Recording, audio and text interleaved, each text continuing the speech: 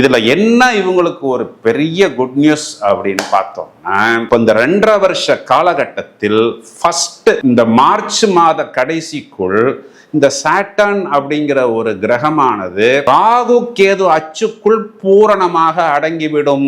இந்த ஒரு காலசர்ப்ப தோஷம் காலசர்ப்ப யோகம்ங்கிறது ஒரு 4 மாதங்களுக்கு இருக்கிறது. அதற்குள் இந்த சாட்டனுக்கு குருவின் பார்வை, அது உச்ச குருவின் பார்வை கிடைக்க இருக்கிறது. இப்போ சாட்டர்ன் என்பவர் நீர்த்து போய் விடுவார், லிக்விடேட் ஆகி விடுவார். அந்த 7.5 சனியில் முதல் 2.5 சனியோடைய ரஃப் அப்படிங்கிறது வெகுவாக இவர்களுக்கு குறைந்து விடுகிறது. பிறகு கடகத்திலிருந்து சிம்மமனைக்கு குரு பெயர்ச்சியாகக்கூடிய காலகட்டங்களில் ராசியை குரு பார்க்க இருக்கிறார். அப்போ கிட்டத்தட்ட அந்த 7.5 சனியில ரஃப் இல்லை என்றே மேஷராசிக்காரர்கள் எடுத்துக்கொள்ளலாம்.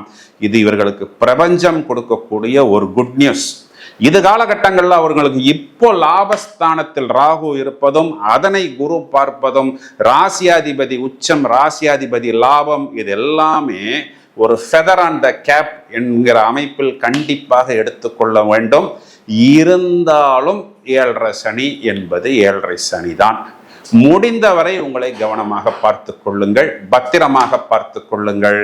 இதற்கு பரிகாரம் அப்படின்னு நம்ம பார்த்துட்டோம்னா, சனிக்கிழமைகளில் தொடர்ச்சியாக ஆஞ்சநேயர் வழிபாடு செய்வது உங்களுக்கு நல்ல அபிவிருத்தியை கண்டிப்பாக ஏற்படுத்தி கொடுக்கும். அதை